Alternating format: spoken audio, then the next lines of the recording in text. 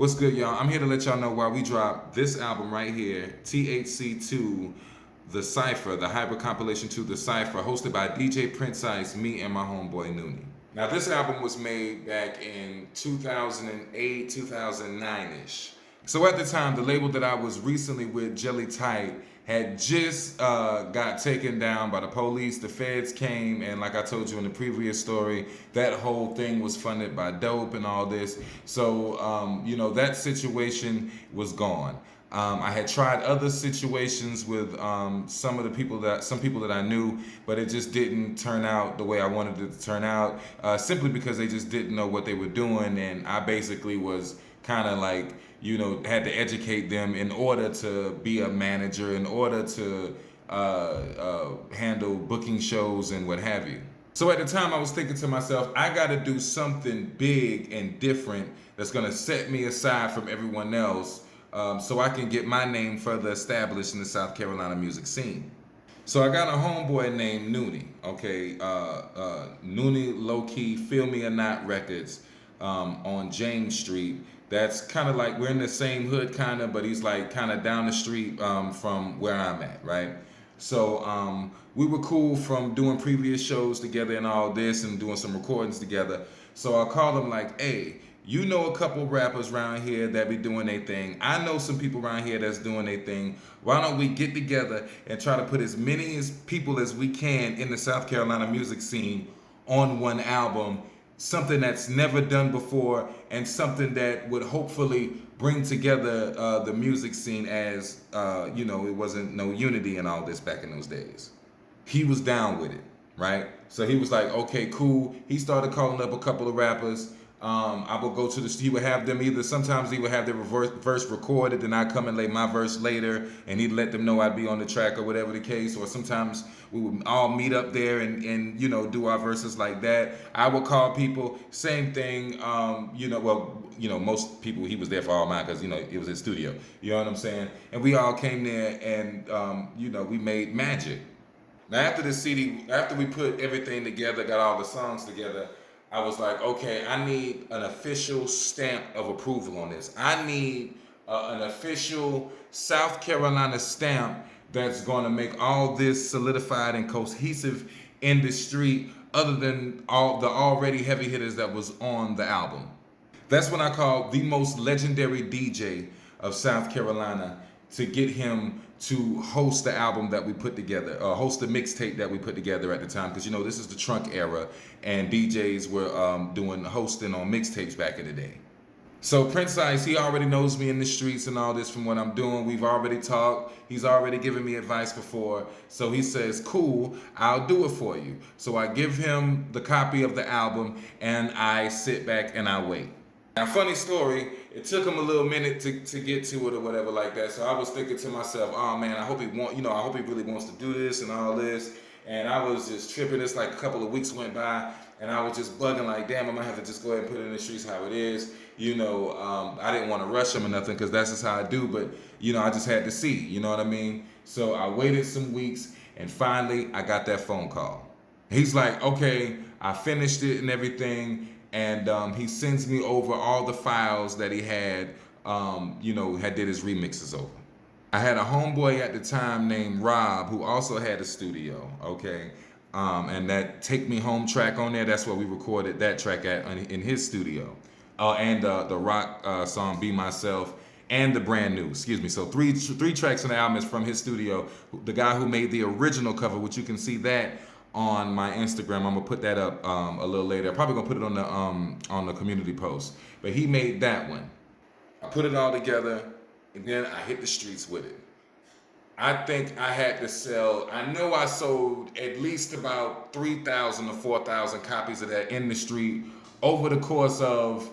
It had to have been about a year. Had to have been about a year, 2 years, just doing it by myself, hand to hand, going around different places, all in South Carolina, all around Columbia, South Carolina, down in Sumter, South Carolina, Charleston, Myrtle Beach, you name it, in South Carolina, I done sold that album around.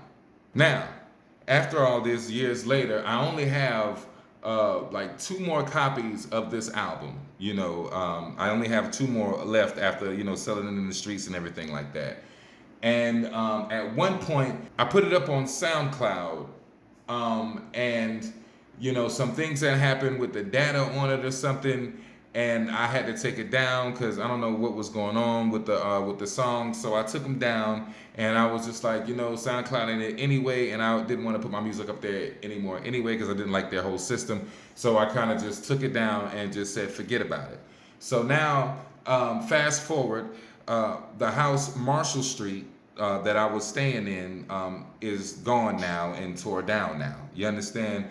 With that, I lost a lot of music that I was collecting in the music scene in South Carolina, okay? And I noticed not a lot of people were putting out the music over the years that we've been making, So I decided to myself, okay, well, since the house is gone, I lost most of the music. I need to go ahead and put out what I have now, just for future generations to hear some classic South Carolina hip hop, if nothing else. Because you got to understand, every city has a hip hop scene and hip hop history within that scene, like New York, like Florida, like Memphis, like California. And within those scenes, they always say those scenes have a certain sound that derived from that area. And I remember over time, people kept saying, South Carolina doesn't really have a distinct sound because a lot of times we, mimic Atlanta or mimic what Memphis was doing.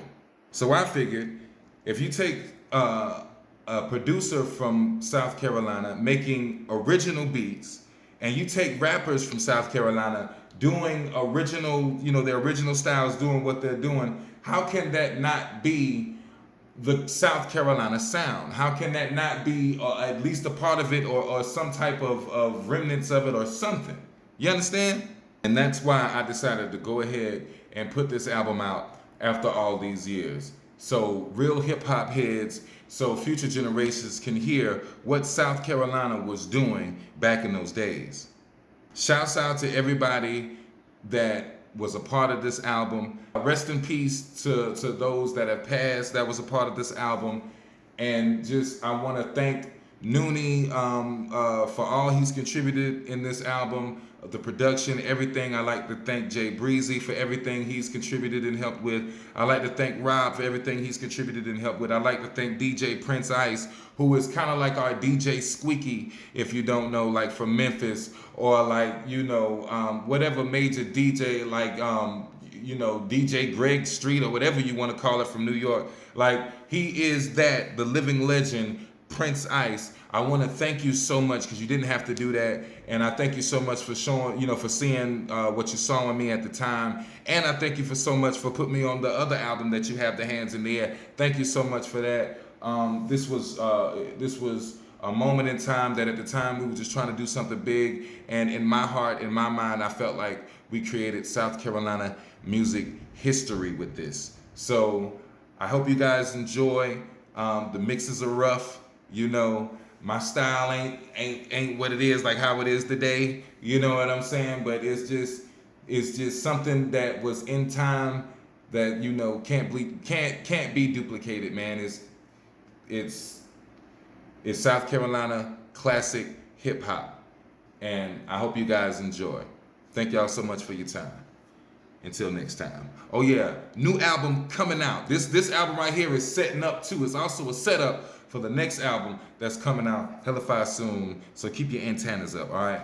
As always, until next time. What? Oh yeah, T.H.C. 1 is coming. I gotta put that together. I got those pieces, so don't worry about that. I know I started off with 2, but T.H.C. 1 is coming. And yeah, that's what it is. Appreciate y'all so much. I'm letting y'all know all the plans now, like an evil villain in the movie. Anyway, I'm out of here. What?